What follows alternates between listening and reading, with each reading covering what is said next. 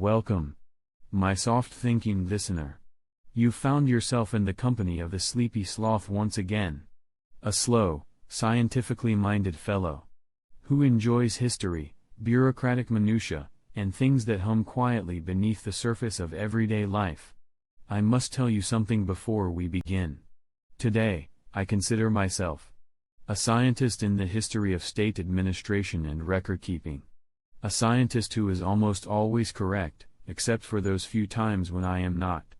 But even then, I prefer to drift gently onward, rather than fuss over it. Because what truly matters is the information itself. Before I start, please, let me know. What is the most boring thing you would secretly love hearing about? Let me know gently in the comments. Now, let us begin today's episode of Administrative History, in the softest and most unhurried of fashions.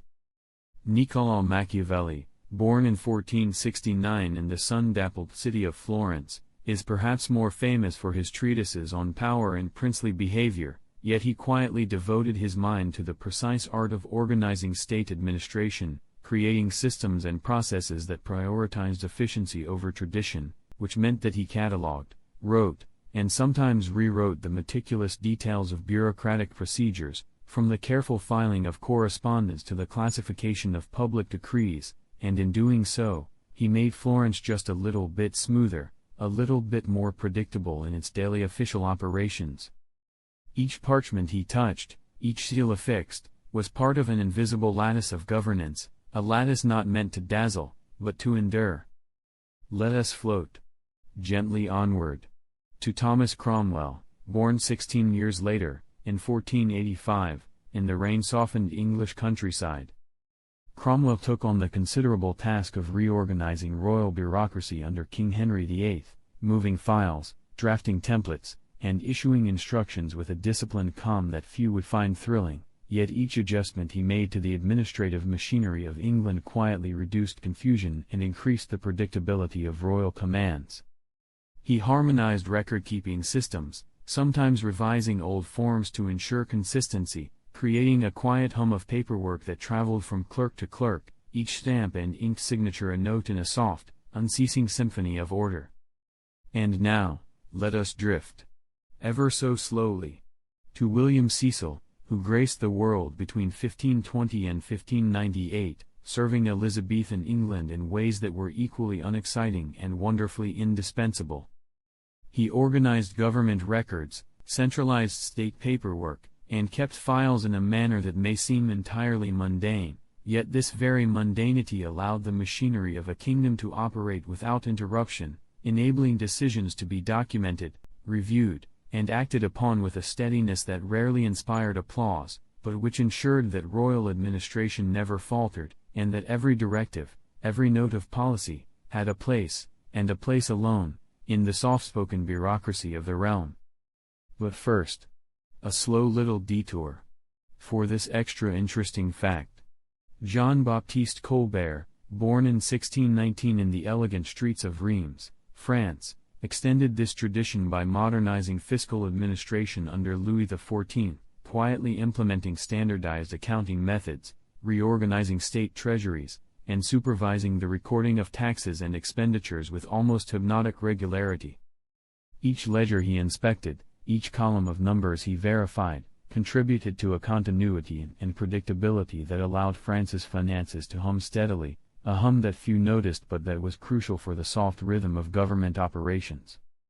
And now, let us float, ever so gently, to John Grant, born in 1620 in London, a contemporary to Colbert in some years, who is considered the father of demography.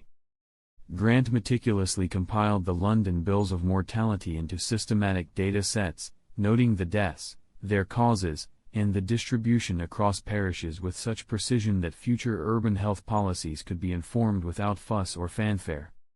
His work, though quiet, allowed societies to understand population patterns, disease trends, and mortality rates, creating a foundation of knowledge that whispered in the background of public health planning, a whisper that would ripple through the centuries in the most unremarkable, and yet profoundly useful, of ways. In the soft candlelight of early 17th century England, the world began to reveal itself through the quiet lens of numbers, as one thoughtful mind devoted itself to the gentle art of statistics. William Petty, born in 1623, saw in careful counting a way to tame the subtle chaos of human affairs, to weave a soft rhythm into public expenditures, and to measure populations with serene precision. He tallied, calculated, and arranged data as one might place moss on a shaded forest floor, each figure deliberately set, each column softly aligned, forming a lattice of understanding that whispered across bureaucratic offices. His contributions allowed officials to base decisions on structured observations rather than anecdote or guesswork, giving the machinery of governance a gentle hum of predictability. Each table he designed, each estimate he refined, floated like a feather settling upon calm water, barely disturbing the surface yet creating subtle ripples that influenced policy, taxation, and urban planning. In a quiet study, with ink slowly drying on meticulous sheets, his careful architecture of facts and numbers transformed the mundane into a soft symphony of administrative clarity, guiding society's currents with a calm, invisible hand. Amid the bustling streets and docks of London, attention turned to the meticulous hum of naval administration, where daily rhythms of ships, officers, and clerks were orchestrated with tender care. Samuel Pepys, born in 1633, approached the Royal Navy not through heroic battles, but through lists, inventories, and precise records, each entry a delicate turn in the machinery of order. The gentle cadence he created allowed fleets to move predictably, as paperwork mirrored the calm patterns of tides and the soft swish of oars through water. Each signature and report wove a network of administration that, while invisible to most, ensured disciplined coordination across the seas. One might imagine him at his desk, sunlight filtering through mullioned windows, ink drying slowly, and feeling the subtle satisfaction of a world quietly aligned by meticulous care, where the unseen scaffolding of bureaucracy made great voyages possible with scarcely a ripple. Beneath the serene skies of 17th-century Japan, the rhythm of days and nights depended upon the quiet precision of temporal calculation. Shibukawa Shunkai, born in 1639, devoted himself to the delicate orchestration of calendars, aligning lunar and solar cycles so that bureaucratic offices could function with calm regularity. Taxes, ceremonies, and correspondence followed his careful guidance, each day synchronized like the rotation of moss-covered clockwork. Civil servants moved through hours with predictable cadence, unaware of the subtle calculations guiding them, yet comforted by the invisible hand harmonizing civic life. One might picture him under quiet night skies, measuring shadows, tracing celestial movements, ensuring that the passage of time itself unfolded smoothly, softly, and with deliberate order, creating a tender backdrop against which all governance proceeded effortlessly. A network of correspondence stretched across the English countryside, reshaped gently by a mind attuned to subtle patterns of movement. Thomas Neal, born in 1641, reformed the postal system so that letters, announcements, and documents traveled smoothly between towns and offices. Each clerk, writer, and post station played a deliberate role in this softly humming network, as though water trickled across mossy stones in a quiet forest glade. Letters, carefully tied and sorted, reached their destinations unobtrusively yet reliably, forming an undercurrent of order beneath daily life. Neal's innovations remind us that even simple systems, when arranged with thought and care, can produce a vast, gentle rhythm in the flow of information, turning ordinary communication into a softly orchestrated cadence, invisible but essential. Within the careful mind of a philosopher, order and harmony extended to the quiet world of bureaucratic records and correspondence. Gottfried Wilhelm Leibniz, born in 1646, sought to create administrative systems where information flowed predictably, errors were minimized, and data moved with gentle consistency. Letters were filed, reports cataloged, and each step contributed to a softly maintained equilibrium. Imagining him surrounded by neatly stacked papers, quills, and inkpots, one can see the tender precision with which he arranged information, like a clockmaker setting tiny gears, each action producing invisible but profound harmony. His meticulous attention created a lattice of calm across offices, allowing human affairs to proceed smoothly, gently, and with quiet order. In the hushed corridors of cultural administration, subtle rhythms of oversight orchestrated the lives of performers and playwrights. Macaulay, born in 1671, reorganized theatre licensing and documentation under the British Crown, ensuring each permit, record, and performance followed a predictable, almost imperceptible order. The quiet hum of these processes allowed actors, stagehands, and administrators to operate in gentle synchrony, as if mossy pathways guided their steps through soft morning light. Administrative diligence ensured that cultural machinery functioned steadily, invisible yet reliable, sustaining the arts in a slow, calming cadence that touched every corner of civic life with delicate precision. In the shadowed libraries of the Holy Roman Empire, law itself became a landscape of soft structure and subtle guidance. Johann Jacob Moser, born in 1701, devoted himself to codifying statutes, clarifying procedures, and guiding administrators across a dense forest of regulations. Each legal text he arranged acted like a stepping stone over a quiet stream, allowing clerks and magistrates to move with calm assurance. Sunlight filtered over parchment, quills poised, laws slowly organized into coherent lattices, the distant ticking of moss-covered gears echoing through silent rooms. Moser's careful work created an unassuming, pervasive order that underpinned governance, soft, unhurried, and enduring. Amid quiet shelves and the gentle rustle of parchment, archival stability found its guardian. Johann Christoph Gotterer, born in 1727, classified documents, designed cataloging schemes, and ensured even the humblest records could be located without stress or disorder. Each file, neatly labeled, resembled a soft mossy path in a sunlit forest, each retrieval a step in a predictable, deliberate rhythm. In this patient diligence, administrative machinery hummed softly, the whisper of preserved knowledge sustaining the invisible workings of governance with quiet, almost imperceptible grace, touched by a single, careful mind. Amid the quiet stirrings of 18th-century England, the world of governance was being reimagined with the careful logic of reason. Jeremy Bentham, born in 1748, contemplated bureaucracy not as a matter of tradition or whim, but as a framework to maximize efficiency and public good. He advocated for a rationalized, utilitarian system, where procedures were clearly defined, decisions guided by measurable outcomes, and arbitrary practices gently replaced by structured processes. Bentham imagined the machinery of government as a calm, predictable lattice, each office and clerk performing their role with soft, deliberate precision. One might picture him at a dimly lit desk, papers spread like leaves on a forest floor, quill moving with patient deliberation, constructing the theoretical scaffolding for a bureaucracy in which information, records, and rules flowed with quiet harmony, each action measured, each policy reasoned, producing a gentle, untroubled rhythm that shaped the steady heartbeat of administrative life across the kingdom.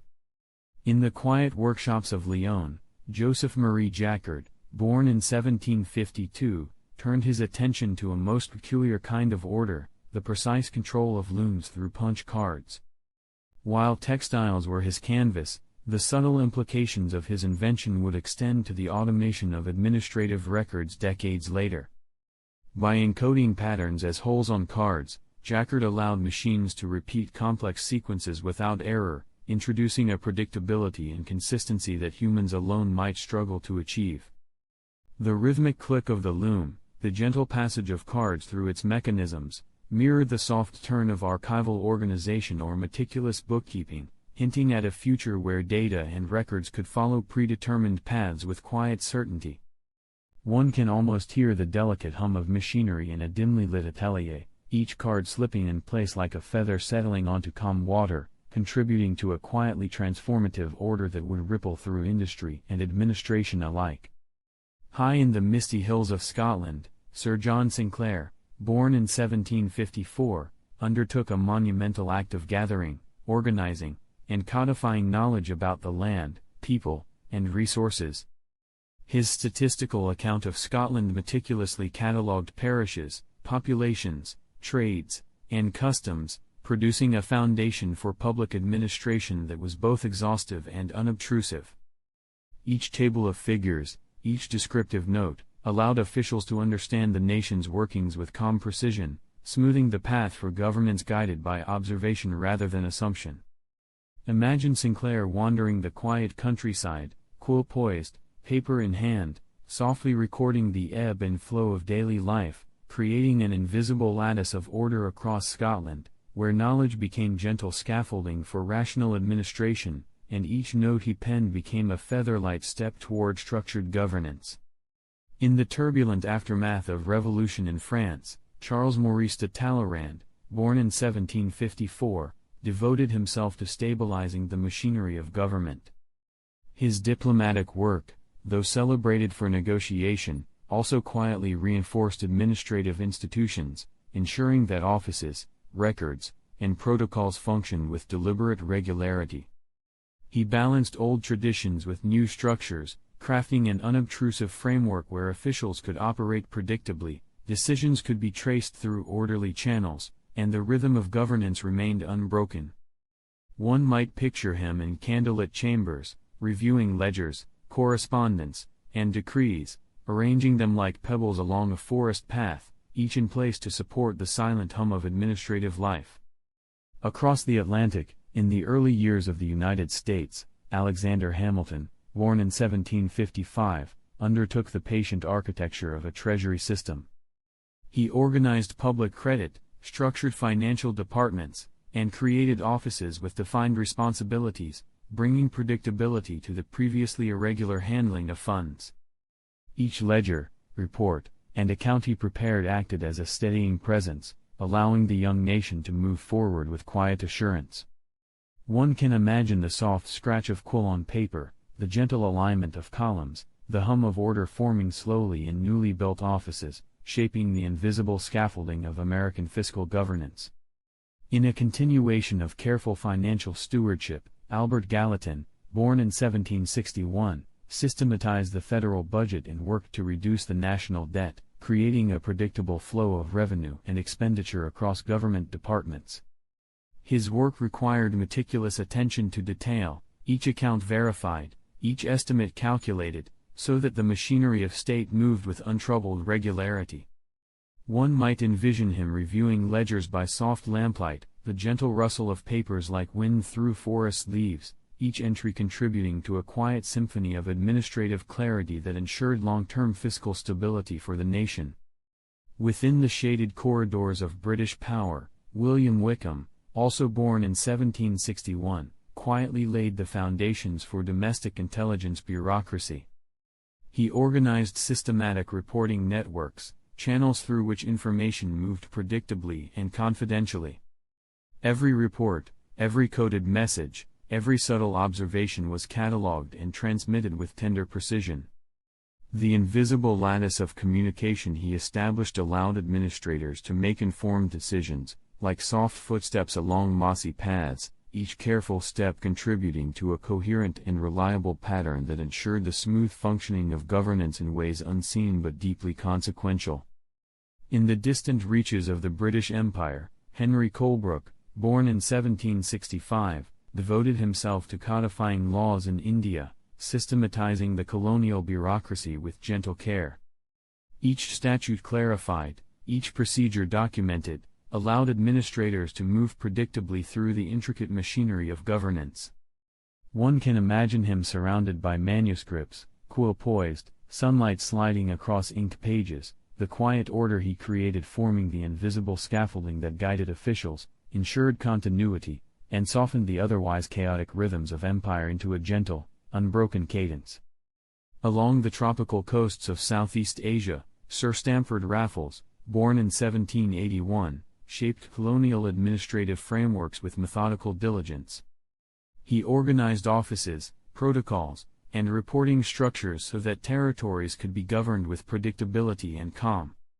Each instruction, each ledger, each arrangement of responsibility contributed to a subtle, almost imperceptible hum of bureaucratic order. Imagine the soft sway of palms outside his office, the rustle of parchment inside, and the quiet certainty that these small acts of structure allowed the machinery of colonial governance to move gracefully, reliably, and gently onward, like water flowing over smooth stones in a sunlit stream. In the quiet contemplation of early 19th century Europe, the subtleties of economics and trade were being examined with a deliberate and patient eye. Friedrich List, born in 1789, devoted himself to the careful orchestration of bureaucratic planning within national economic policy. He imagined systems where tariffs, trade routes, and industrial development could be guided with predictable regularity, each plan quietly mapped to ensure smooth operation across regions and markets. Lists of goods, carefully catalogued, projected revenues, and proposed regulations were treated with the utmost precision, forming a lattice of order that allowed policymakers to act with gentle foresight. One might picture him at a sunlit desk, tracing careful lines across paper, each number and paragraph placed with tender attention, creating a soft undercurrent of administrative clarity that would ripple across the otherwise chaotic currents of commerce, unnoticed but deeply stabilizing, like the slow, steady growth of moss across a shaded stone. In a quiet English workshop, the gears of invention turned with a deliberate hum. Charles Babbage, born in 1791, conceived calculating engines not merely as mechanical curiosities, but as tools to organize statistics, census data, and bureaucratic records. Each cog, lever, and punch in his machines was arranged to process information with gentle precision, reducing human error and creating a lattice of predictable outcomes. One can imagine the soft clicking of brass components, the delicate movement of levers, and the slow passage of numbers through mechanical memory, a quiet symphony of order that would later inspire automated record-keeping, a tender scaffolding for the flow of official information across offices and departments, invisible yet profoundly influential. Along the bustling streets of Victorian England, Sir Rowland Hill, born in 1795, introduced the penny post, transforming the postal system into a quietly predictable network. Letters, once subject to delays and confusion, began their journeys along standardized routes, each clerk and writer performing their part in a softly orchestrated system. Envelopes sorted, routes mapped, and fees simplified, the flow of correspondence hummed gently like water over mossy stones, ensuring that messages reached their destinations reliably, with minimal fuss, yet with essential impact. The unassuming elegance of Hill's reforms created a structure upon which everyday life depended, a hidden, comforting rhythm beneath the surface of daily communication. In Belgium and beyond, Adolphe Quetelet, born in 1796, approached society with the careful tools of statistics. He helped governments use data to inform administrative decisions, compiling demographic, health, and economic records into systems that allowed for predictable governance. His work transformed raw information into subtle insights, gently guiding public policy. One can imagine him quietly tallying populations, categorizing patterns, and producing tables and charts that, like carefully aligned leaves in a sun-dappled forest, made the world of administration orderly, coherent, and softly comprehensible to officials who relied on his unobtrusive wisdom. Across the growing towns and villages of the United States, Horace Mann, born in 1796, developed the bureaucracy of public education with tender diligence. School districts, record-keeping, teacher supervision, and curriculum oversight were organized with meticulous attention, creating a predictable framework for learning to flourish. Each report, each ledger, each register of attendance contributed to a soft symphony of educational order, where children, teachers, and administrators could move through daily routines with calm regularity. One might picture Mann at a modest desk, quill moving slowly across pages, ensuring that the machinery of school governance worked quietly, steadily, and effectively, an invisible hand guiding the growth of young minds. In the shadowed chambers of military order, Francis Lieber, born in 1798, codified rules that structured wartime conduct and bureaucracy into the Lieber Code. Each regulation, carefully drafted, provided clarity for officers and soldiers, ensuring predictable, organized action even in the chaos of conflict. Paperwork, instructions, and official procedures were aligned with precision, producing a gentle, underlying order that allowed armies to function with calm efficiency. One might imagine him at a dimly lit desk, the soft scratch of quill on parchment, each rule a deliberate step toward clarity, each word chosen to weave discipline into the machinery of military administration with quiet care. In the growing industrial towns of England, Edwin Chadwick, born in 1800, quietly transformed public health administration. He professionalized sanitation, water supply oversight, and record-keeping, creating bureaucratic systems that ensured disease prevention could be monitored systematically. Each report, each inspection, and each ledger contributed to a lattice of predictable operations, allowing communities to function with calm reassurance. One can imagine Chadwick walking along canal banks, noting the placement of drains in records, his mind arranging data with soft diligence, producing an invisible scaffold of safety and hygiene that persisted quietly across decades, unnoticed but profoundly essential.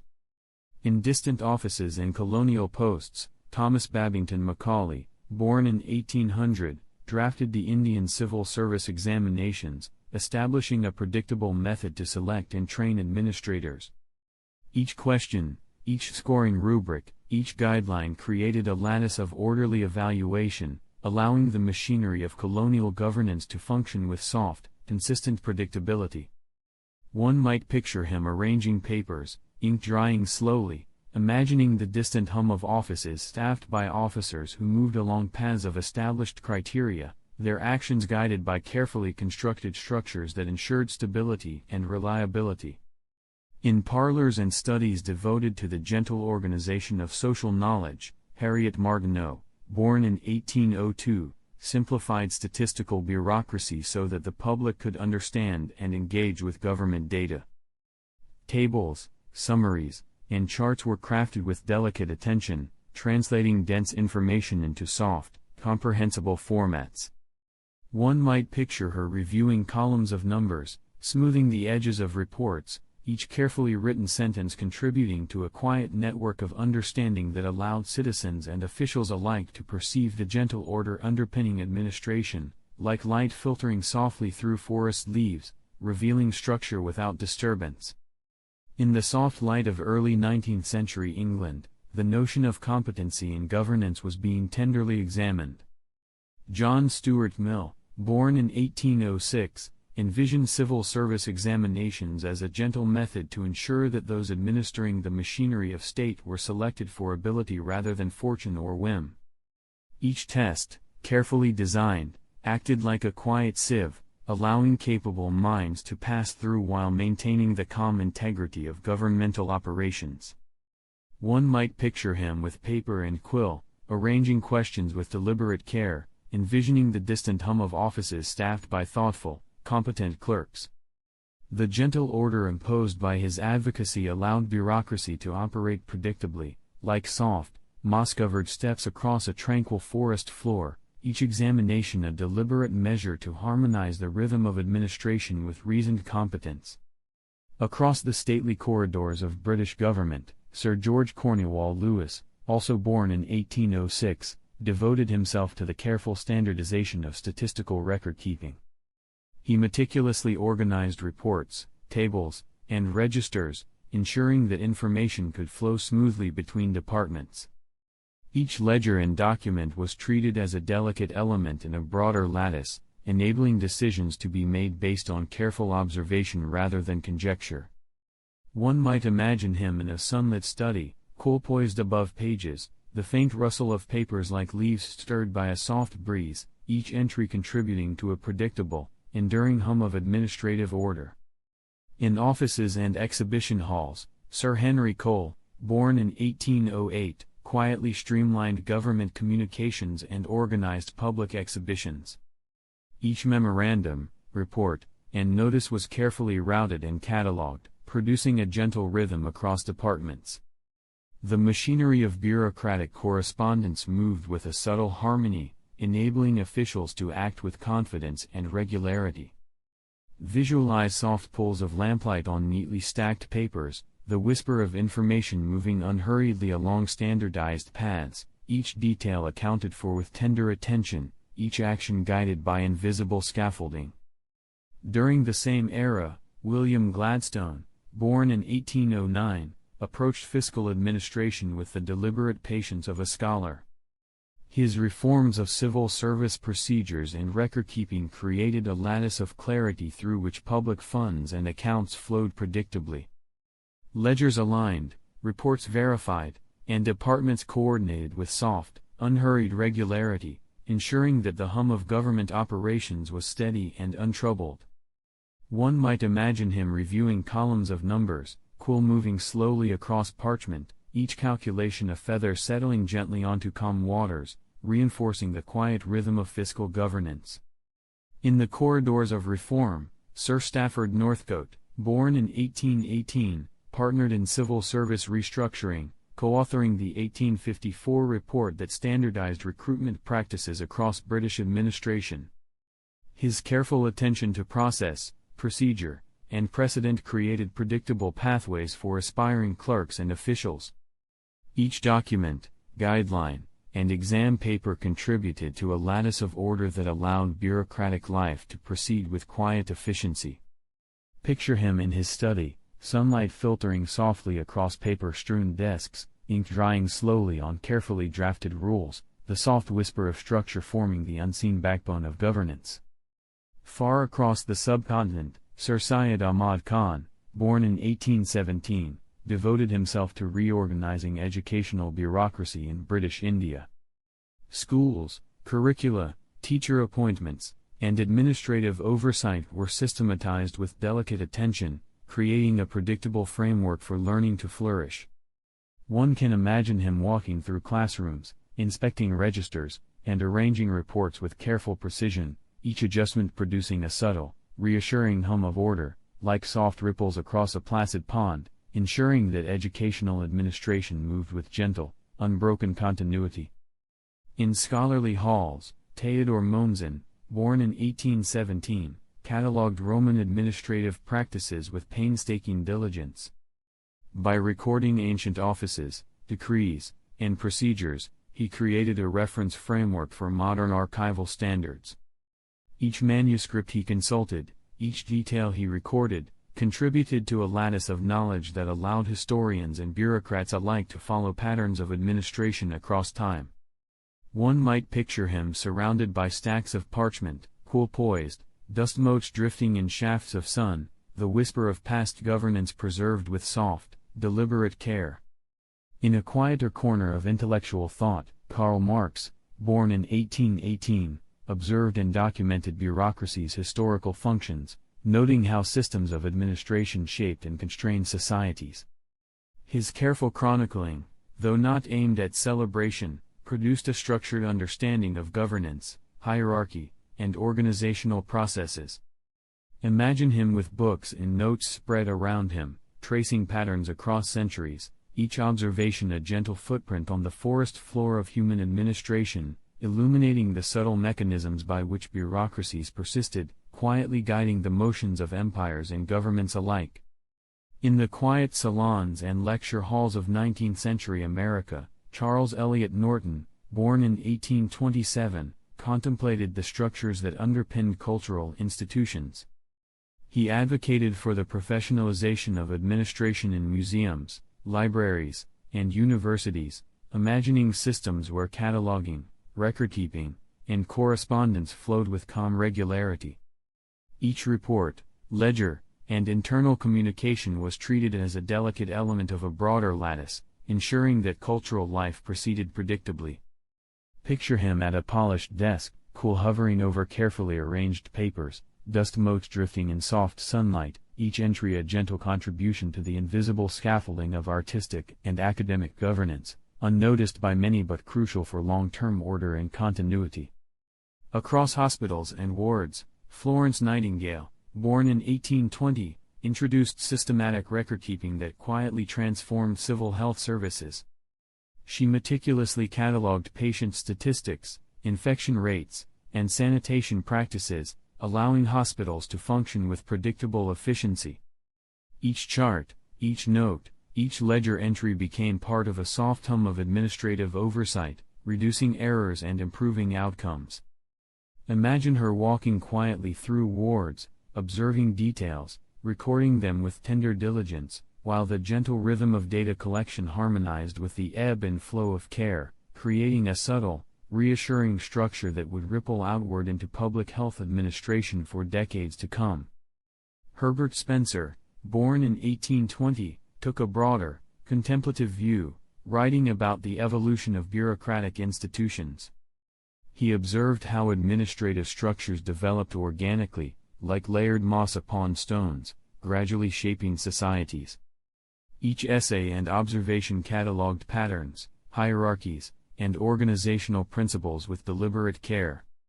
Spencer's reflections allowed policymakers and scholars to understand the invisible scaffolding of human administration, the subtle, almost imperceptible mechanisms that guided offices, clerks, and officials in their daily routines, like quiet gears turning beneath the mossy forest floor of society. In the quiet rooms of early American relief work, Clara Barton, born in 1821, established bureaucratic systems for the American Red Cross.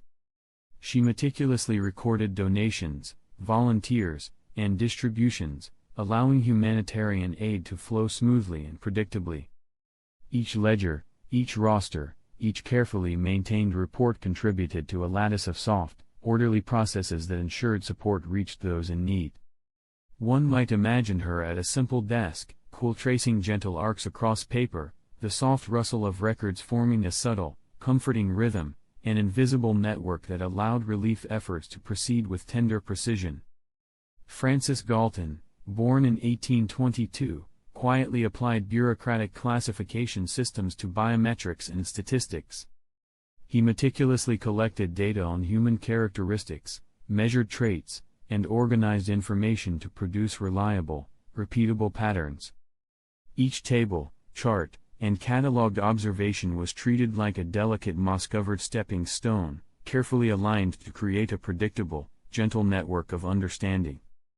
Galton's work provided officials and scholars with methods to navigate the complexities of human variation, a soft scaffolding of information moving unobtrusively beneath the surface of social planning. In the evolving cities of England, Octavia Hill, born in 1838, pioneered administrative approaches to housing management. She organized tenant records, monitored conditions, and established procedures for property oversight. Each ledger, each letter, each observation contributed to a calm, predictable framework that allowed urban housing to operate with quiet efficiency. One can picture her walking softly through courtyards, noting details, entering observations into orderly books, each step, each notation, creating an invisible lattice of structure and care, supporting both residents and administrators with gentle regularity. In France, Henri Fayol, born in 1841, formalized principles of organizational management, creating a framework for administration applicable across enterprises. He delineated roles, responsibilities, and procedures, producing a predictable structure for bureaucracies to follow. Imagine Fayol at his desk, poised, diagrams unfolding across paper like the gentle branching of a forest stream, each principle quietly guiding managers and clerks alike, ensuring the machinery of administration could function with subtle harmony, efficiency, and the softest possible cadence. Carl Pearson, born in 1857, advanced statistical methods that quietly became indispensable for bureaucratic record analysis. His careful attention to probability, correlation, and measurement created tools that allowed data to be interpreted reliably and consistently, like soft, measured ripples across still water. One might picture Pearson surrounded by charts and tables, tracing figures with patient deliberation, each calculation contributing to the gentle order underlying governmental and academic systems, a hidden structure that allowed decisions to be informed by careful observation rather than guesswork. Ida Tarbell, also born in 1857, meticulously documented corporate practices at Standard Oil, producing investigative work that shaped early corporate regulation. Each note, each quotation, each carefully recorded transaction contributed to a lattice of evidence that informed policymakers and bureaucrats alike. Imagine her in a quiet office, files stacked around her, papers softly rustling as she annotated every detail, building a gentle, invisible network of oversight that allowed regulation to proceed with deliberate and unobtrusive precision. In the corridors of American government, Woodrow Wilson, born in 1856, advocated for separating politics from administration, influencing professional bureaucracy in the United States. He imagined offices where clerks and administrators could function with predictability, guided by formal procedures rather than shifting political whims. One might picture Wilson reviewing drafts in soft lamplight, cool, moving slowly across paper, each rule, each reform, laying down a subtle lattice of structure that allowed government to hum quietly and consistently, like soft gears turning beneath a mossy, sun-dappled canopy. In the quiet intellectual circles of late 19th century France, Émile Durkheim, born in 1858, turned his thoughtful attention to the role of bureaucracy in knitting together the fabric of society.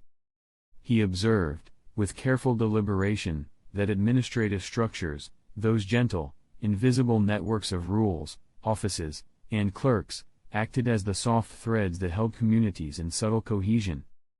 Each decree, each record, each procedure functioned like a quiet stitch in an invisible tapestry, linking individuals through predictable, orderly processes.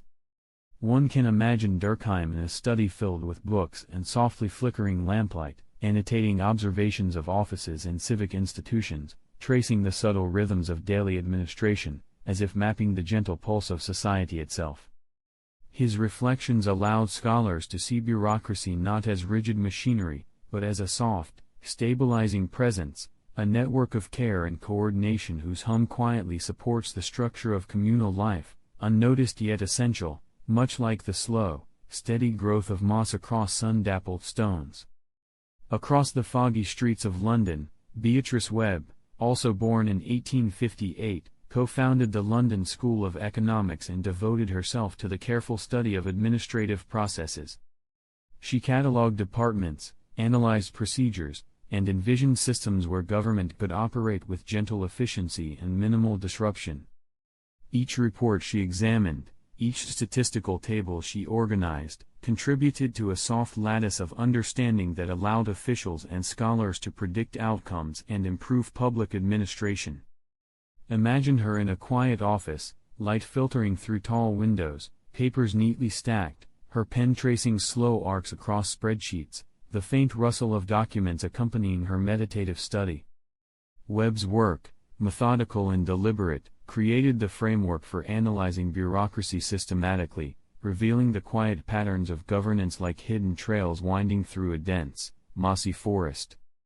In a similar era, Graham Wallas, born in 1858, explored the importance of bureaucratic training and professionalization.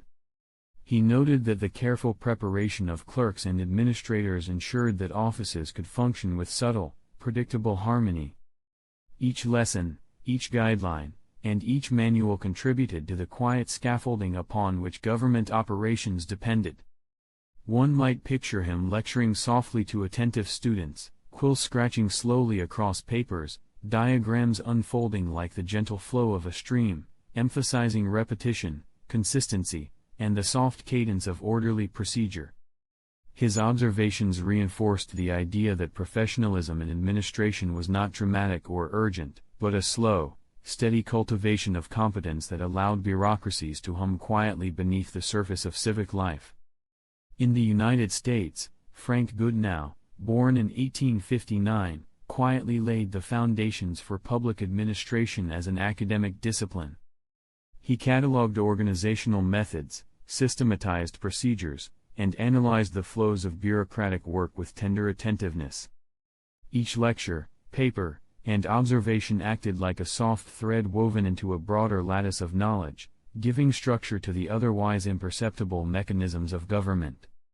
Picture him in a sunlit lecture hall, papers spread before him, equipoised, each diagram tracing the invisible pathways of administration like gentle tributaries feeding a calm river, providing students with tools to navigate the intricate networks of office life with measured predictability. Jane Addams, born in 1860, approached social work with the deliberate patience of a botanist tending a delicate garden. She introduced bureaucratic methods into the administration of community services, carefully recording statistics, volunteer activities, and the distribution of aid. Each ledger, each report, and each form became part of a soft, guiding structure that allowed programs to operate with quiet efficiency. Imagine her walking through settlement houses, noting each detail, entering observations with gentle care, the rustle of papers echoing the soft rhythm of daily assistance, ensuring that the machinery of support moved as smoothly as a slow river through the neighborhoods she served. Meanwhile, Herman Hollerith, also born in 1860, transformed census bureaucracy with the invention of punch-card tabulators. Each perforated card, each mechanically processed record, allowed the vast streams of demographic data to be sorted with quiet precision, replacing manual counting with a gentle, reliable hum of machinery. One might picture him in a workshop, the faint whir of gears accompanying his careful adjustments, cards lined up like tiny leaves on a forest floor, each one contributing to a soft, orderly cascade of information that would allow governments to plan with measured foresight. Emily Green Balk, born in 1867, meticulously gathered data on international peace efforts, influencing policies of the nascent League of Nations. Each correspondence, each statistical chart, and each report was catalogued with tender care, forming a lattice of information that enabled thoughtful decision-making. Imagine her in a quiet study, letters tied with string, tables carefully aligned, the faint whisper of papers moving under her hands, the invisible architecture of diplomacy unfolding gently in measured, predictable steps, as if the complex affairs of nations could be guided by the softest of touches. In organizational circles, Mary Parker Follett, born in 1868, pioneered human relations in administration. She observed the slow interplay of people within bureaucracies, advocating for coordination, consultation, and collaborative methods that transformed offices into gently humming communities of work. One can picture her in a sunlit room, guiding discussions, papers and diagrams resting quietly on tables, each recommendation a subtle adjustment in the rhythms of professional life, creating harmony without abrupt change, allowing the machinery of administration to operate with calm, measured regularity. Not to forget, Paul Otlet, also born in 1868, envisioned early systems for indexing bureaucratic knowledge.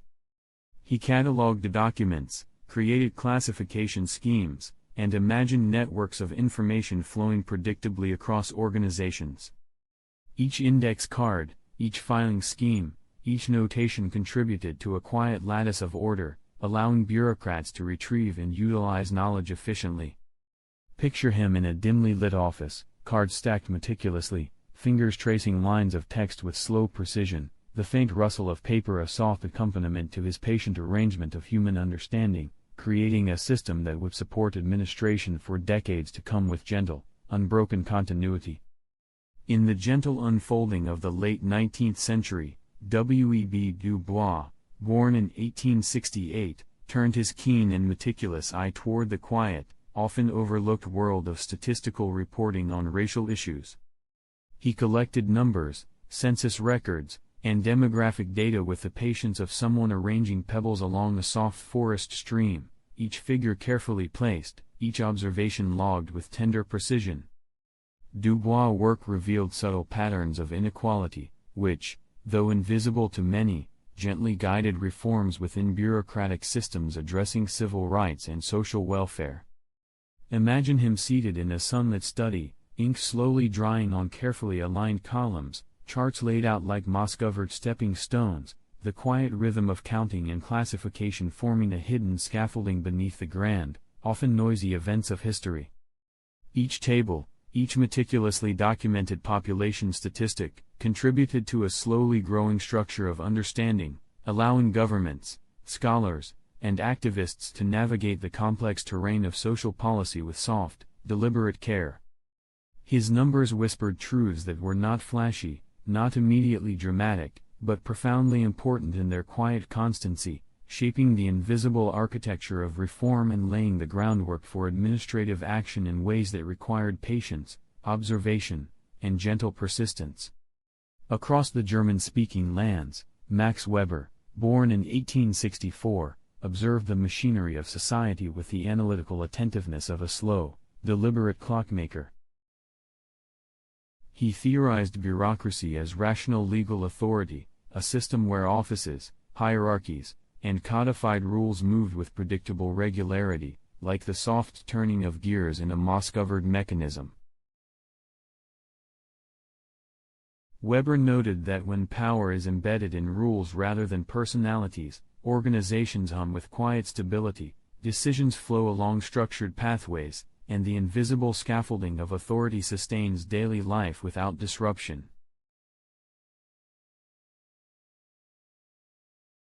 Picture him in a dimly lit study, notes carefully arranged, diagrams of organizational charts stretched across a wide desk, each annotation a delicate adjustment, a soft guide to understanding the rhythm of administrative structures.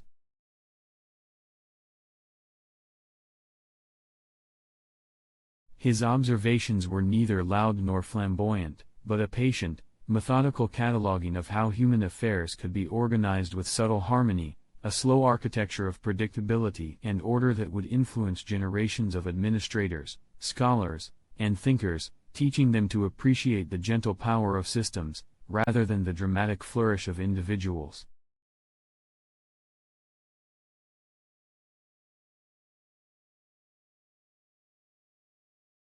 Gifford Pinchot, born in 1865, applied similar patience to the lush landscapes of American forests, establishing professional bureaucracy within forest management. He cataloged trees, recorded growth rates, and created systems for sustainable oversight, transforming natural wilderness into spaces of organized stewardship. Each logbook, each map, each administrative instruction acted like a quiet stream channeling information gently from field offices to central authorities. One might imagine Pinchot walking slowly beneath towering pines, quill in hand, recording measurements with tender care, his notes forming the soft infrastructure upon which conservation policies rested.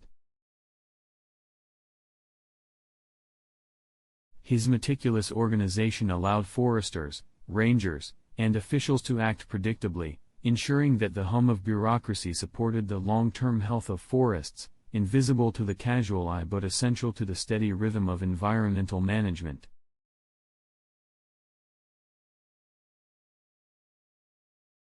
In Victorian England, Sir Evelyn Ruggles-Breizet, born in 1857, quietly modernized the prison administrative system. He reorganized reporting structures, established careful record-keeping practices, and implemented oversight procedures that ensured each correctional facility operated with subtle consistency. Imagine him walking down quiet prison corridors, ledger in hand, noting each observation, adjusting forms and schedules with a slow, deliberate hand, the faint rustle of paper accompanying each minor correction. His reforms, though unremarkable to most, created the gentle pulse of institutional order, allowing staff to manage daily operations with predictability and care, producing a background rhythm that supported both security and administration, softly, unobtrusively, like the turn of a slow, moss-covered gear.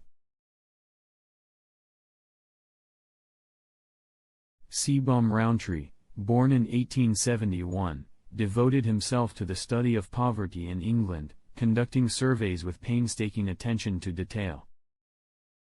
Each household record, each numerical observation, each tabulated expenditure became part of a quiet lattice that informed welfare policies with calm precision. Imagine him in sunlit rooms, ledgers stacked carefully, pen tracing soft arcs across columns, documenting every small datum with tender persistence.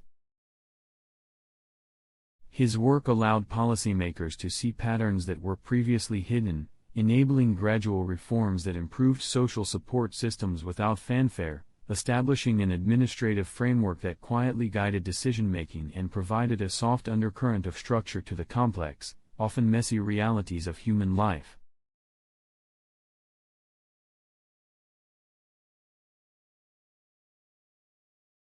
Herbert Hoover, born in 1874, applied bureaucratic discipline to the enormous task of organizing relief efforts prior to his presidency.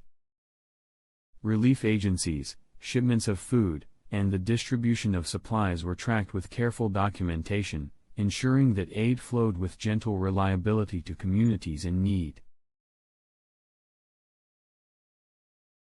Each form, each report, and each administrative instruction acted like a soft, steady drumbeat, coordinating the movement of resources across distances.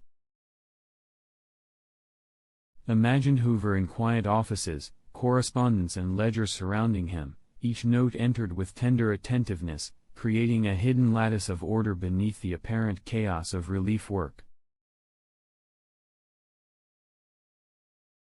The systems he established allowed officials to act predictably and efficiently, giving a gentle structure to an otherwise overwhelming task, a rhythm as soft and essential as the whisper of leaves in a calm forest.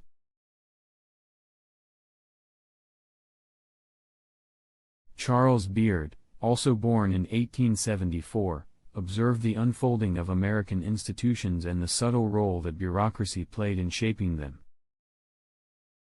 He catalogued, analyzed, and interpreted records with careful precision, revealing how administrative structures quietly guided the evolution of government, commerce, and civic life. Imagine him in a sunlit library, documents neatly organized, fingers tracing columns of carefully transcribed laws and financial reports, noting the gentle pulse of organization beneath political events. His scholarship highlighted the invisible scaffolding of governance, the slow, deliberate accumulation of procedures, forms, and rules that allowed institutions to function predictably and steadily, a quiet hum underpinning the apparent noise of history. Lewis Terman, born in 1877, brought systematic organization to American education by introducing standardized testing, embedding bureaucracy into the classroom with careful attention. Each exam, each record of student performance, each statistical summary formed part of a quiet, orderly framework guiding schools, teachers, and policymakers.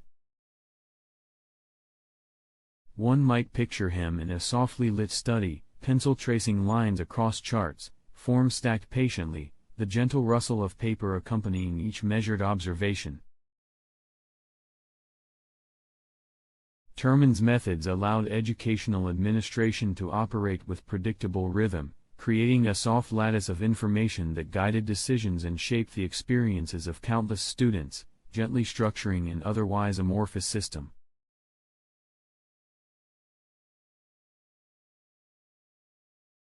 Sir William Beveridge, born in 1879, conceived and implemented Britain's welfare bureaucracy, introducing systems for unemployment benefits and social insurance. Each form, each ledger, and each procedural guideline contributed to a slow, predictable rhythm of civic support. Picture Beveridge reviewing meticulous files, noting eligibility, tracking contributions and disbursements, ensuring that citizens could rely on a stable, orderly framework of support. The invisible machinery he helped establish hummed quietly, sustaining communities with soft, measured continuity, like the gentle turning of gears hidden behind the public face of society, supporting lives without fanfare or notice, yet profoundly necessary. Frances Perkins, born in 1880, entered the federal government as the first female U.S. cabinet member and devoted herself to building administrative structures for Social Security. She organized offices, devised procedures, and established records that allowed the program to operate predictably. Imagine Perkins in softly lit rooms, forms neatly arranged, pens moving carefully across ledgers, each note contributing to the subtle hum of bureaucratic order. Her work ensured that the machinery of social support moved with unbroken, gentle consistency, shaping lives through invisible patterns of administration, quiet yet essential. Eleanor Roosevelt, born in 1884, combined advocacy for human rights with careful bureaucratic drafting at the United Nations. Each memorandum, each resolution, each meticulously structured report served to embed social principles within the soft lattice of international administration. Picture her poring over documents, marking text with slow precision, orchestrating language so that the systems of governance could operate predictably while advancing human welfare, her work a quiet, pervasive rhythm supporting the machinery of global diplomacy with tender consistency.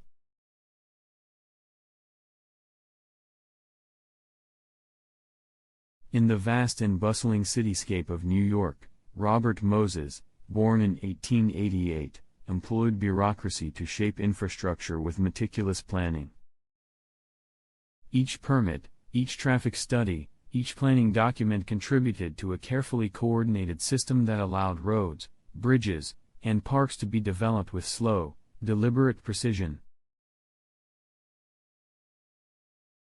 Imagine Moses seated at a wide desk, maps spread out, notes organized with tender care, the soft hum of administrative work guiding the shaping of an entire city, each action contributing to a hidden lattice of order beneath the apparent chaos of urban growth, a quiet symphony of planning that moved like the turning of invisible gears.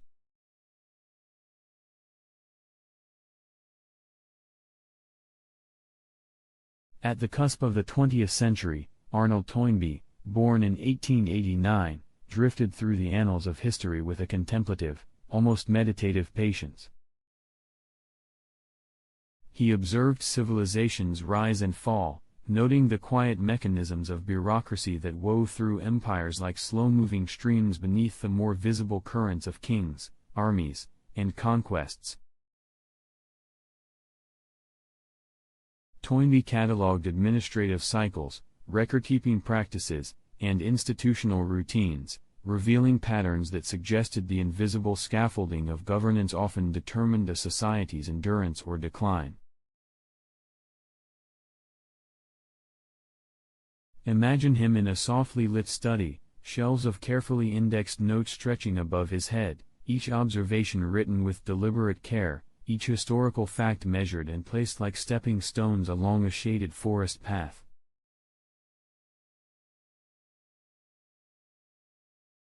His analyses, though composed of mere words on paper, created a gentle lattice that allowed readers to see the unseen rhythms of bureaucracy, the slow, persistent hum of administration quietly shaping the fate of nations. Each chart, each narrative, each carefully footnoted reference was a tiny gear in the machinery of understanding, turning softly, imperceptibly, yet with profound effect on the interpretation of history. Toynbee's work reminds us that even when empires crumble, it is often the quiet discipline of administration, more than the grand gestures of leaders, that orchestrates the soft symphony of civilization.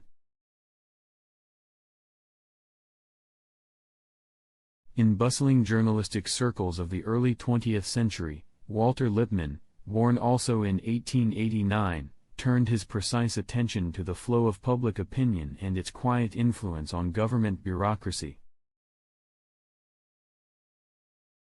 Lippmann noted that the perceptions, preferences, and expectations of citizens, often unnoticed, guided the rhythms of policymaking, communication, and administrative reporting.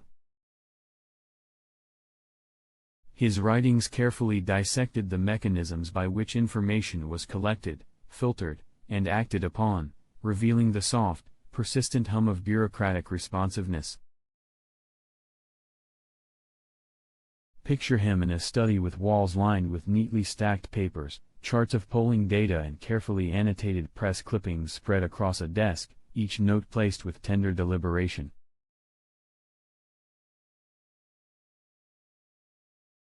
Lippmann's work helped illuminate the subtle interplay between public sentiment and administrative action, the invisible pathways through which perceptions moved from individual minds to organized, procedural responses.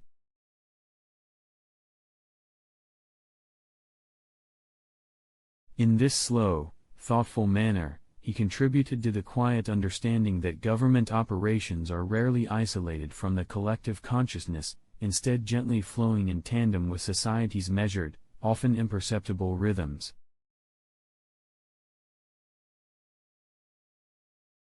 Each column of data, each nuanced essay, each precise observation formed a lattice of insight, allowing officials and scholars to approach bureaucracy not as chaotic or arbitrary, but as a system subtly attuned to the ambient currents of thought and expectation. Luther Gulick, born in 1892, devoted his careful attention to the structure of administrative organizations, articulating the principles later summarized in Postcorp: planning, organizing, staffing, directing, coordinating, reporting, and budgeting. Each element, he insisted, was a soft cog in a quietly moving mechanism, essential for the harmonious operation of bureaucracies large and small. Imagine him seated at a gently sunlit desk, papers neatly arranged, each function outlined in meticulous detail, charts and tables extending across the surface like soft moss patterns on a forest floor. Gulick's work provided administrators with a vocabulary, a subtle map, and a framework for predicting and guiding the slow hum of institutional activity. In offices and departments across nations, managers and clerks could follow his tenderly designed guidelines, each action resonating within the larger structure of organization, creating a quiet rhythm of efficiency that was almost imperceptible, yet profoundly sustaining.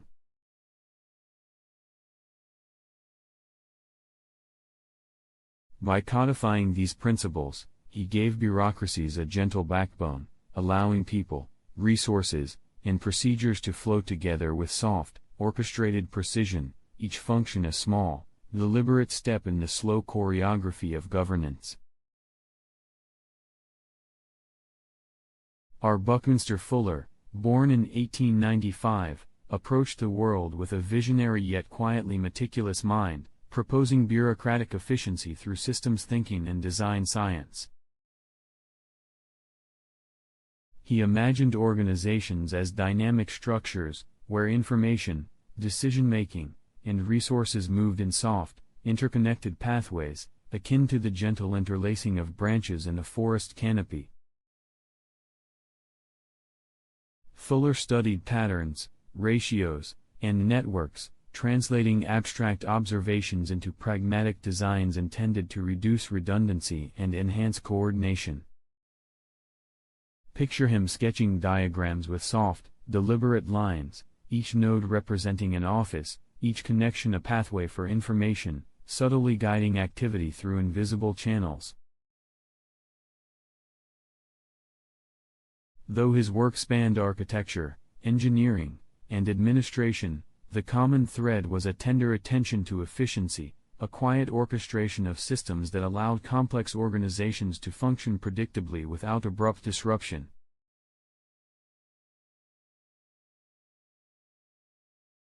Each model, each schematic, each softly traced calculation, contributed to a vision of bureaucracy as an invisible but orderly hum underpinning human activity, where structure supported life gently, systematically, and almost imperceptibly. J. Edgar Hoover, born in 1895, expanded the Federal Bureau of Investigation into a vast, meticulously organized bureaucracy, emphasizing detailed recordkeeping in centralized files. Every file, every report, every index card contributed to a slow, underlying rhythm, guiding investigative work and administrative coordination with precise regularity. Imagine Hoover in an office lined with metal cabinets, each drawer opening with a soft click, papers carefully arranged in orderly rows, the gentle rustle of documents accompanying every small adjustment. His reforms created a lattice of information that allowed agents, clerks, and administrators to navigate complex cases with predictable efficiency, each decision supported by the slow accumulation of records, the quiet hum of methodical organization. Though unseen by most citizens, this system of administration shaped law enforcement in profound ways, allowing for the predictable flow of information across vast networks, each action softly reinforcing the structure and stability of the Bureau.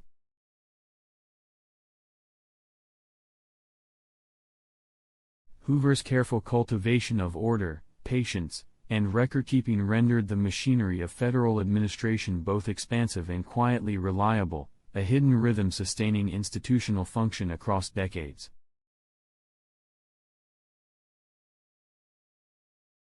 Jane Matilda Bolen, born in 1908, carved a quiet path in American law, becoming the first black woman judge and improving bureaucratic equity in family court systems.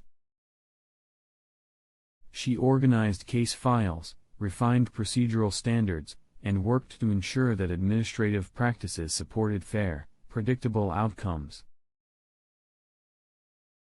Picture her in a softly illuminated courtroom, ledgers and papers arranged with tender precision, each notation a small but essential step in the gentle orchestration of justice. Bolen's reforms, though subtle, created frameworks that guided judges, clerks, and administrators alike, producing a slow, reassuring cadence within courts that might otherwise have been chaotic or unpredictable. Every case docket, every procedural update, every minor adjustment acted like a soft gear in a larger machine, allowing legal administration to hum with consistency, fairness, and quiet reliability.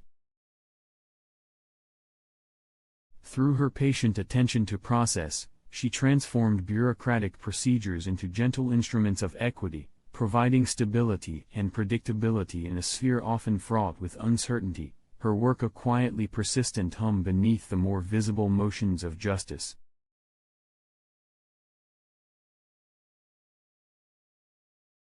John Kenneth Galbraith, born in 1908, observed corporate bureaucracies with a tender, analytical eye, tracing the soft currents of administrative power that shaped economic institutions. He cataloged managerial hierarchies, studied information flows, and reflected on how bureaucratic structures guided decision-making within large organizations. Imagine him seated among neat stacks of reports, charts spread carefully across a table, each observation softly recorded, each insight contributing to a gentle map of organizational influence. Galbraith revealed how administrative processes, often overlooked, subtly dictated the rhythm of production, negotiation, and financial decision-making, creating a quiet scaffolding that allowed corporations to operate smoothly.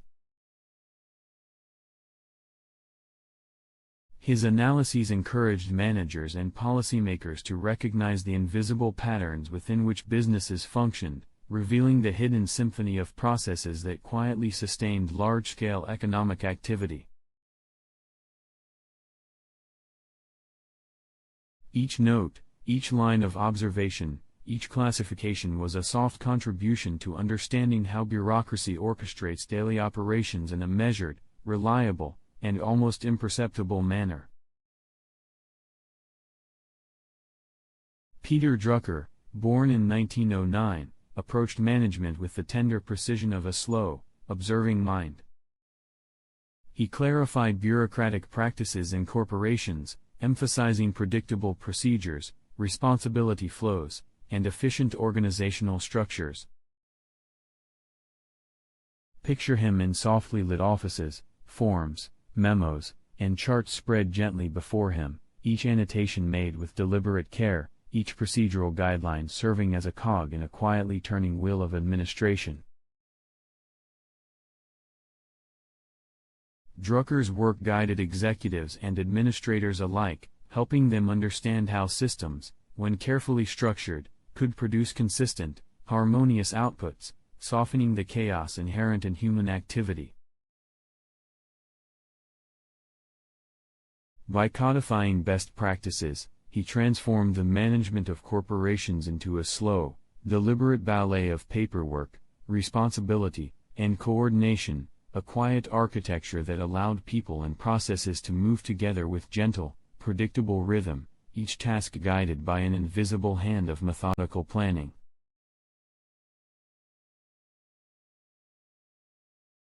Milovan Djilas, born in 1911, turned his contemplative attention to the subtle workings of bureaucracy within communist regimes.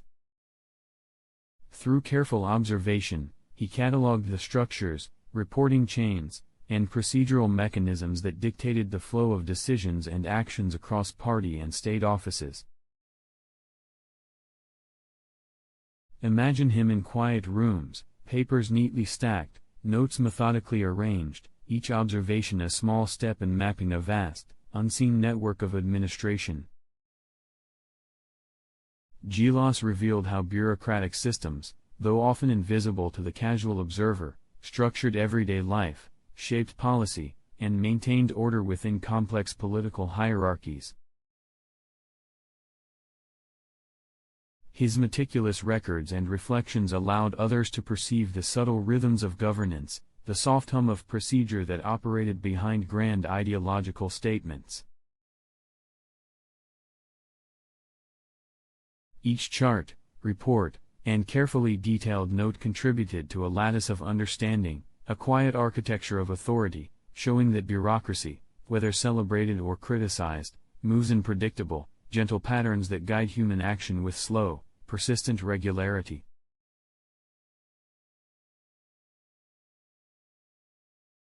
In quiet classrooms and hushed lecture halls, James Q. Wilson, born in 1931, observed bureaucracy not as a cold machine but as a delicate web guiding the translation of policy into action.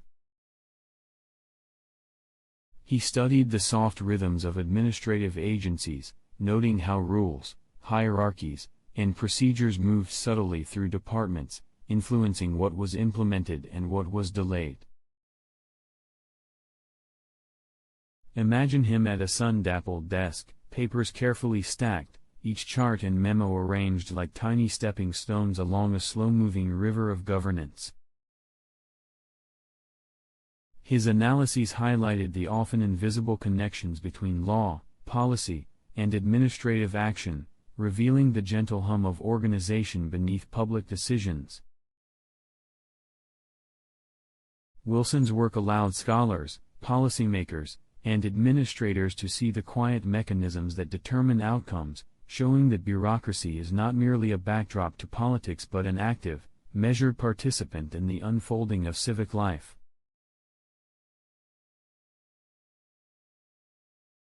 Each observation, each carefully constructed argument, functioned like a soft gear in the machinery of understanding, turning almost imperceptibly yet ensuring the predictable flow of governance. Through his meticulous attention, one could trace the invisible pathways by which policy traveled from concept to practice, a slow choreography of rules, procedures, and human diligence quietly shaping society. Amartya Sen, born in 1933, approached welfare and development with a contemplative mind attuned to human need and societal structure. He saw bureaucratic poverty measurement not as a sterile exercise in numbers, but as a way to map the lived experiences of people, translating the complexities of deprivation into structured insights for administration. Picture him surrounded by softly stacked reports, each statistic gently analyzed, each table calibrated to reveal subtle patterns in health, nutrition, and opportunity. Sen's work helped governments and international agencies refine their approaches to social welfare, providing administrators with tools to make policies more responsive, precise, and humane. By transforming raw data into gently ordered frameworks, he allowed bureaucracies to act with measured predictability while still attending to the nuanced rhythms of human life.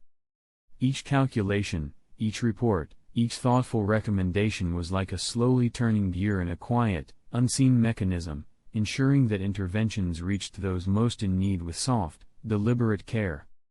Through his careful scholarship, Sen illustrated how attentive, well-structured bureaucracy could serve not only efficiency but justice, creating a lattice of understanding where policy and human welfare harmonized gently. Across diverse localities, Elinor Ostrom, born in 1933, studied the quiet orchestration of commons and community-managed resources, revealing how local bureaucratic governance could achieve remarkable stability without centralized interference. She observed meetings, rules, and procedures that guided collective action, tracing the slow, deliberate rhythms by which groups maintained forests, fisheries, and irrigation systems. Imagine her notebooks open on a sunlit desk, each case study arranged with tender precision, patterns of rulemaking, enforcement, and cooperation carefully charted. Ostrom showed that administration, when thoughtfully constructed at a local level, could function with predictable order, softening conflicts and fostering collective benefit. Each observation, each framework, each gently crafted diagram revealed the subtle mechanics of self-regulation, illustrating that bureaucracy need not be rigid or top-down to be effective. Her work highlighted the invisible hum of coordination, the quiet cadence of locally embedded rules that shape social and environmental outcomes, allowing communities to flourish in harmony with both law and nature. Through her meticulous documentation and analysis, Ostrom offered a vision of administration that moved like a soft, deliberate current, gently guiding human cooperation and sustaining the delicate balance of shared resources over time. Ralph Nader, born in 1934, turned his careful attention to consumer protection and regulatory systems, observing how the machinery of bureaucracy could either safeguard or neglect public interests. His reports, investigations, and detailed critiques highlighted weaknesses in government oversight, tracing the gentle currents by which policies either protected citizens or left them vulnerable. Picture Nader at a quiet desk, meticulously reviewing regulatory filings, each notation and cross-reference a small, deliberate act of vigilance. By exposing inefficiencies, gaps, and oversights, he encouraged administrators to refine procedures, streamline reporting, and implement safeguards that moved the system toward a softer, more predictable equilibrium. Each recommendation functioned like a gentle adjustment to the gears of regulatory machinery, ensuring that bureaucratic structures could perform their duties more reliably. Nader's work exemplified the power of attentive observation in shaping administration, revealing that even the most subtle adjustments, when applied with careful reasoning and patient documentation, could ripple through the system, improving outcomes for society at large. Through his gentle insistence on accountability, he made the machinery of governance slightly more transparent, slightly more responsive, and quietly more protective, demonstrating the invisible strength of systematic care. In the shifting shadows of 20th-century Eastern Europe, Václav Havel, born in 1936, confronted bureaucracy not merely as abstract procedure but as a suffocating presence shaping everyday life. As a dissident, he observed the rigid, often arbitrary mechanisms of communist administration, where rules moved slowly, inconsistently, and with a quiet pressure that constrained thought, creativity, and freedom. Havel documented these subtle forces with patient attention, writing plays, essays, and reflections that illuminated the soft yet pervasive machinery controlling daily existence. Imagine him in a dimly lit room, papers and manuscripts stacked carefully, each observation recorded like a delicate footprint on a mossy path, marking the contours of an invisible system. By revealing the hidden gears of authoritarian administration, Havel allowed others to perceive the rhythm of control, the silent hum of constraint, and the slow, inevitable tension it imposed on society. His work was both an act of scholarship and a quiet act of resistance, showing that bureaucracy, though often invisible, shapes the contours of life in ways profound and subtle. Through careful documentation and poetic reflection, he mapped a lattice of observation, creating insight into the mechanisms of governance, coercion, and societal navigation that allowed eventual reform and liberation to emerge like soft light across a shadowed landscape. Ellen Johnson Sirleaf, born in 1938, approached the monumental task of rebuilding Liberia's government bureaucracy after years of civil conflict with the patience and meticulous care of a gardener tending a slow-growing forest. Administrative offices, record-keeping systems, and procedural protocols, once fragmented or lost, were reconstructed with a soft, deliberate precision. Imagine her reviewing stacks of reports, checking each entry, guiding clerks, and overseeing reforms with careful attention, ensuring that each department, each function, each process could operate predictably and efficiently.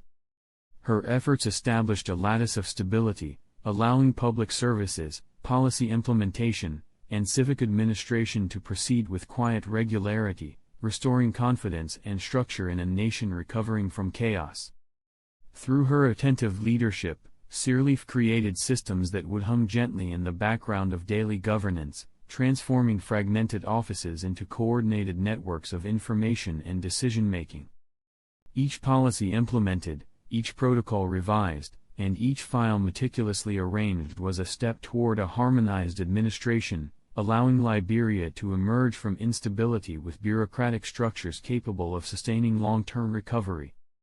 In this slow, careful orchestration, the machinery of government was softened, rendered predictable, and infused with resilience, each element quietly supporting the nation's fragile yet growing stability. Anthony Fauci, born in 1940, guided public health administration for decades with a careful, deliberate attention to procedural detail. He oversaw complex networks of research funding, disease tracking, and regulatory compliance, ensuring that each component operated with precision and predictability. Picture him in softly lit offices, charts of epidemiological data spread across desks, each spreadsheet, report, and memo arranged with tender care, each calculation informing policy decisions that would ripple through national and international health systems. Fauci's work exemplified how bureaucratic attention, when applied consistently and thoughtfully, could produce a gentle yet profound impact, guiding responses to crises while maintaining the subtle equilibrium of institutional processes. Each guideline, recommendation, and internal procedure acted as a cog in a softly turning machine, producing predictable outcomes even under the pressure of urgency. His long career demonstrates that careful stewardship of administrative systems, sustained over decades, can quietly sustain public health, maintain institutional memory, and translate scientific insight into actionable, orderly procedures that function smoothly despite complexity. In every report reviewed, every protocol established, and every committee guided, Fauci contributed to a quiet scaffolding that allowed health administration to move with careful regularity, like water flowing unobtrusively through a well-tended network of channels. Softly moving on to Joseph Stiglitz, born in 1943, observed global institutions with the keen, patient eye of a cartographer mapping invisible terrain. He critiqued bureaucratic inefficiency while simultaneously revealing how structured administration, when applied thoughtfully, could guide economic policy and international programs with measured effect. Imagine him in a quiet study, papers carefully arranged, each statistic and report analyzed with deliberate attention, each recommendation recorded like a soft footprint in the sands of administrative understanding. Stiglitz's analyses illuminate the delicate balance between procedure, policy, and human action, showing that while inefficiency can hinder outcomes, careful, well-structured bureaucracy has the power to stabilize complex systems. His work demonstrates the subtle interplay between rules, reporting mechanisms, and decision-making processes across nations and institutions, highlighting how administrative frameworks can be tuned, adjusted, and refined to achieve predictable results. Each insight, each carefully documented example, each softly argued case acts like a small gear in a vast, quiet machine, allowing global economic governance to operate with a delicate rhythm, maintaining both order and adaptability in a world of constant, gentle flux. In the quiet corridors of international diplomacy, Ban Ki-moon, born in 1944, guided the United Nations with a steady hand and an eye for subtle coordination. His tenure expanded the scope of UN bureaucracy, particularly in areas of climate action and sustainable development, weaving new layers of responsibility into an already intricate administrative structure. Imagine him reviewing stacks of reports from committees and task forces, each document carefully annotated, each initiative slowly threaded into global policy frameworks. Under his careful supervision, agencies moved with deliberate synchronization, initiatives flowing from one office to another like gentle currents through a wide, interconnected river system. Climate accords, development programs, and sustainable goals were organized with patient attention, ensuring that bureaucratic processes could support action at every level. Ban's careful attention to structure and process allowed international policy to hum quietly, a soft machinery behind the visible outcomes of conferences, agreements, and initiatives. Each memo signed, each report coordinated, each committee guided contributed to a lattice of global governance, invisible yet essential, soft yet steady, supporting action that would ripple across nations and decades. One might picture him in a sunlit office, pen in hand, orchestrating a vast bureaucracy with the quiet precision of someone tending the slow growth of a forest, ensuring that every branch of administration could sustain the weight of global responsibility. Across Tehran and the broader Iranian legal system, Shirin Ebadi, born in 1947, applied careful attention to legal bureaucracy to advance human rights. As a lawyer and judge, she navigated complex administrative rules, filing petitions, compiling evidence, and ensuring that processes adhered to both letter and spirit. Her work transformed legal procedures into a quiet instrument of justice, where meticulous record-keeping and procedural clarity allowed claims to be addressed with predictability and care. One can imagine her in offices filled with stacked case files, each dossier gently examined, each signature and note a step in a softly flowing system of accountability. Ebadi's careful documentation and patient navigation of bureaucracy allowed courts and commissions to function with subtle integrity, supporting human rights claims even under the pressures of restrictive political systems. Her efforts exemplify how careful procedural work, though rarely dramatic, can create enduring pathways for justice, softening rigid administrative walls and offering predictable avenues for advocacy. Each form completed, each appeal filed, and each hearing documented contributed to a quietly humming framework that extended legal protections with delicate but persistent efficacy, like water finding its way through intricate channels carved in stone. From Sofia, Bulgaria, Kristalina Georgieva, born in 1953, rose to oversee bureaucratic reforms at the International Monetary Fund with precise, analytical care. She examined financial reporting, procedural compliance, and institutional coordination, threading reform through complex networks of international governance. Picture her at a desk with spreadsheets, reports, and charts arranged like a finely tuned machine, each component interacting with the others to ensure predictable and reliable outcomes. By streamlining processes, clarifying reporting standards, and enhancing procedural transparency, Georgieva ensured that the IMF could operate with the quiet efficiency of a gently turning mechanism, one whose motions were almost imperceptible but vital to the stability of global finance. Each policy recommendation, each oversight review, each reform implemented acted as a carefully placed cog in the machinery of international monetary administration. Her work demonstrates how patient, methodical bureaucratic stewardship can enhance institutional reliability and trust, creating subtle yet profound ripples across economies, nations, and the lives of countless individuals dependent on measured financial governance. In the vibrant landscape of African economics and international trade, Ngozi Okonjo-Iweala, born in 1954, transformed bureaucratic systems to strengthen financial and organizational processes, particularly through the World Trade Organization and Nigeria's finance ministry. She approached complex governance networks like a careful gardener tending interwoven branches, pruning inefficiencies, aligning reporting structures, and ensuring each administrative unit operated with deliberate precision. Imagine her in a sunlit office, documents softly stacked, each recommendation flowing into the next like a measured stream. Her reforms enhanced predictability in budgeting, oversight, and international negotiations, allowing large bureaucratic structures to function with a soft hum of coordination. Each procedural adjustment, each policy alignment, each meticulously documented process contributed to a lattice of efficiency, demonstrating that careful, patient bureaucratic stewardship could transform sprawling systems into reliable instruments for economic stability and policy execution.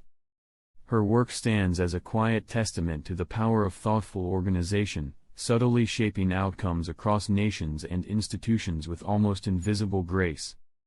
Malala Yousafzai, born in 1997, approached the machinery of global educational bureaucracy with an inspired determination, turning the complex processes of policy, advocacy, and program coordination toward the advancement of girls' rights to education. She worked with the United Nations and international partners, guiding initiatives through the sometimes slow-moving corridors of administration. Picture documents, reports, and plans carefully arranged on desks, each step of advocacy threaded patiently through committees and agencies. By navigating bureaucratic channels with care and persistence, Malala helped establish predictable mechanisms through which educational rights could be supported and monitored. Her work illustrates how patient attention to administrative process, even in large global institutions, can yield lasting influence, allowing policies to translate into action, subtly, gently, and persistently. Each campaign coordinated, each report submitted, each program monitored functioned as a cog in a softly turning machine, sustaining progress quietly but consistently, ensuring that the machinery of international governance could protect and advance educational access in a measured, reliable way. Greta Thunberg, born in 2003, entered global consciousness with an urgent call for climate action, yet her engagement with bureaucracy reflects a patient, methodical attention to systems and procedure. By advocating for the integration of climate policy into international institutions, she encouraged bureaucracies to adopt measurable goals, reporting standards, and administrative accountability. Imagine stacks of proposals, charts, and climate data, each carefully reviewed, each committee discussion shaping predictable pathways for policy. Thunberg's insistence on structured, data-driven approaches nudged governmental and intergovernmental systems toward harmonized, deliberate action, demonstrating that even a young advocate can influence the soft turning of massive bureaucratic machinery. Each report presented, each recommendation integrated, and each procedure aligned represents a subtle but essential gear in the global administrative mechanism, producing change quietly and persistently, like a stream gradually smoothing stones in its path, leaving a landscape altered with gentle, careful inevitability. Before we settle fully into rest, let us pause, gently, to imagine the quiet ripple of her influence spreading across offices, conference rooms, and meeting tables, where stacks of neatly arranged papers shift imperceptibly under the soft hand of methodical attention. Each small adjustment, each carefully filed memo, each calculated recommendation, travels like a slow-moving feather across the vast expanse of global administration, unnoticed by most, yet shaping the rhythm of decisions in subtle, persistent ways. Even the most intricate gears of international policy bend slightly, almost imperceptibly, under the weight of thoughtful persistence, reminding us that patience and gentle diligence, though uncelebrated, can guide enormous systems with the quietest of touches. If your eyes are closed, if your thoughts are drifting, then my job here is done for today. Thank you for spending this unremarkable moment with me. You have listened to The Sleepy Sloth, where uninteresting things become the softest lullabies.